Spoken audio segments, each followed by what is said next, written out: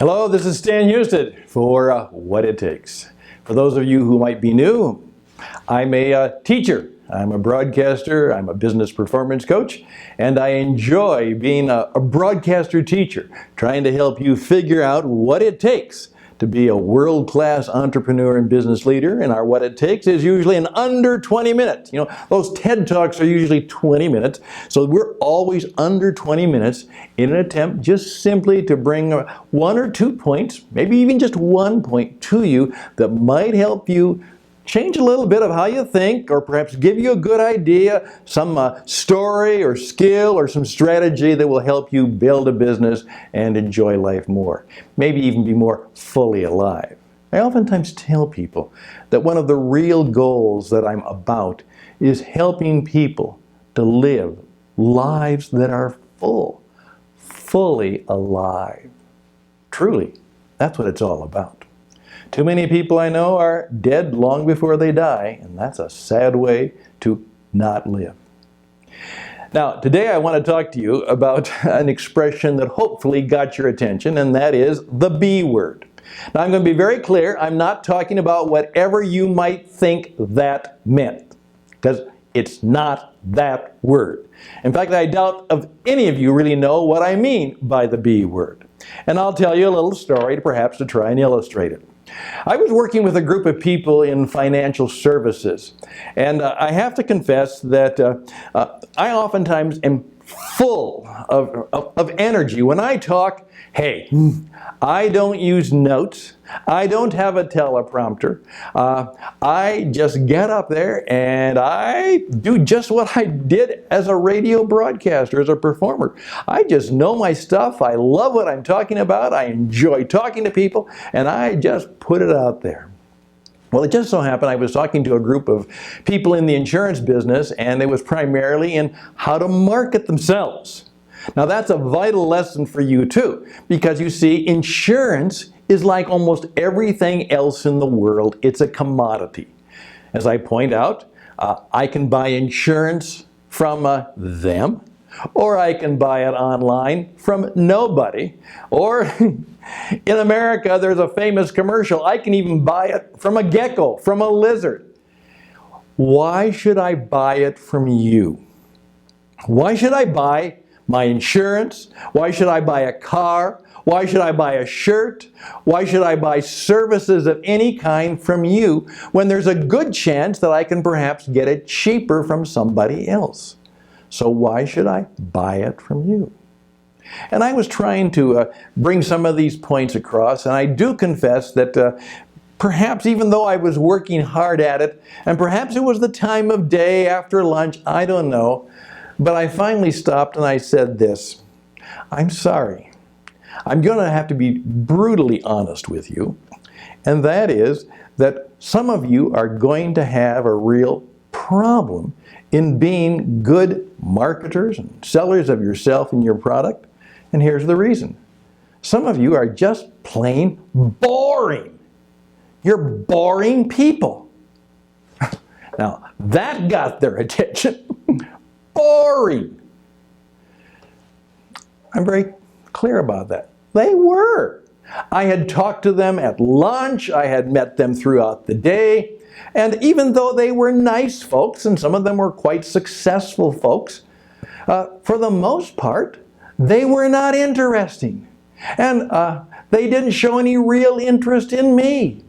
They were just kind of there, putting up with the day, putting up with the presentations.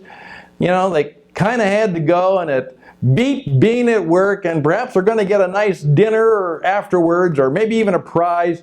So there they were. They were bored, and they were boring. Now, I'm going to be real brutally, as I said, that's the B word, tough with you. Tell the truth. If you want to be successful today, you can't be boring. Now, you say, well, I know someone who's really good, and they're boring.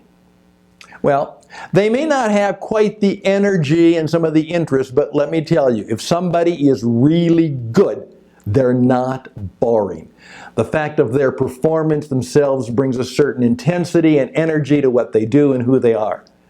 So someone who's really good can perhaps get by with a little quieter or a little less interesting or perhaps a little more boring personality. But let me tell you this. If I have the choice between two people who are equally top performers, who am I going to work with? Well, I'm going to work with the person who is not so boring. Now, would you have been one of the boring people in that group that I spoke to? Just think about that now. I'm challenging some of you right now. Some of you are upset with me. That's okay. Are you boring? Now, I'm going to just give you a few brief suggestions that might help you discover whether you are boring. Now, the first thing about boring people is you have to understand that it all comes down to energy. Success is energy. Now, this does not mean you're bouncing off the wall and you're a total crazy extrovert, but energy is the key to success. And energy is attractive. People, there was that commercial about the Energizer Bunny. People who we are attracted to have emotional, oftentimes physical, and many times spiritual energy. If you got that now? Emotional, physical, and spiritual energy. Do an energy audit, not just on your air conditioner or on your furnace or on your car or appliances. What is your energy quotient? Now, you can use any kind of criteria you think is possible. But think about your level of personal, emotional, physical, relational, spiritual energy. Now, are you interested in other people, and how do you display that? Are you very, very present to people, or are you somewhat distracted? One of my great mentors said to me, Stan, whatever you're doing, be fully prepared to be fully there and no place else. You're not working the room. You're not wondering what is next. You are treating that person you are in front of as the most important person in the world, and you are fully present. You are fully there. I remember one time I was recommended for my coaching and my services, and I said, well, that was very nice. And she told me about the person who had recommended me. And I said, well, they're one of my good clients and a great friend. And here's what she said. And do you know what she said about you? She said, Stan will listen to you like you have never been listened to before. Well, I hope I live up to that wonderful commendation. It is something I try and be intentional about. But do you really listen to people? Are you fully present? Again, treat every person you meet as the most important person in the world. Do you show interest in them? Again, think about it. Another one. Are you well-read and well-informed? Now, most people do not take the time to go anything beyond the current events and perhaps the current sports scene or what is playing on the television someplace in popular culture. How about you? I oftentimes encourage people, particularly, what wisdom path are you going down? What are you trying to learn and be really good at? That may or may not be relevant to the work you do, but there are things about you that people find attractive if they actually get into that arena of life.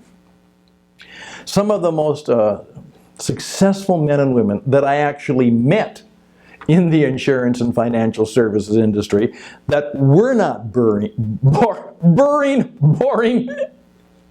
They were people who, in effect, I would call them Renaissance men and women. That means they had a lot of interests. They just simply were interesting people. They knew about a lot of things. They were interested in things. And they just didn't talk about their products and their services and about themselves. They were people who, as one person said, you know what? You can be talking to that person, and there is a very good chance that they will know a little bit, and maybe even more, about what you're talking about it. And they'll bring it up, and they'll do it in such a way that is not bloating or gloating or trying to show off. It's just that they are making a contribution to the conversation. She said, that person's amazing. I cannot believe how often, just as the conversation is going in a certain way, they seem to know something about that, or they have an interest in it. It's amazing. Yet they don't make a point of showing it off. It's just part of who they are and how they contribute to the well-being of the community or the conversation. They're not boring. Well, those are some things that might help you to do a little bit of work in checking out whether you are boring, whether you are a person who really is present to another person, interested in another, has a variety of interests, and you find ways to show that and display that in a way that is attractive and actually a little bit mystifying. This is one of the things I want to help you to understand. Authenticity with a touch of mystery is great power. One of my mentors said, Stan, you want people to be a little bit off balance when you're around. They can't quite figure you out. There's a little bit of mystery about you. But they also know there's some authenticity about you. And most importantly, they know they can trust you. In fact, I can guarantee you this. If you are fully trustworthy and people know it, they will not think you boring. There's a whole lot of things we could do to help you, as I say, win friends, influence people, be informed, be interesting, have influence, and we'll talk about them, but I'm simply going to ask you to do this simple audit. Today, for our little what it takes. Do you have enough self-awareness to walk into your life, your performance, and your expression, and your working with others, and simply say, how interesting am I? Or do people use the boring word often, sometimes, ever, to describe me, who I am, and what I do, and most importantly, how I treat them? Well, I'm just hoping that you'll let this little talk sit on your head for a while. And I would love to hear from you. Tell me what has changed about you. What are you seeking to do to be less boring and more connected to other people, more attractive, more influential to other people? And perhaps you have some ideas that you could share with me, that I could share with others. How can we make sure that that boring word does not apply to you and me? Well, I'll give you another B word. This is the B word you want too. You really want this. You want to be a blessing to other people. And that's the good B word. Because you either bless someone or you don't in every encounter. And I would encourage you that the B word you want is not boring. The word you really want is to be able to have people understand that when they work with you, do business with you, have any connection with you, they were blessed by the whole deal. Well, blessings to you. All the best and blessings to you. Until next time on What It Takes, I'm Stan Hustad, and bye for now.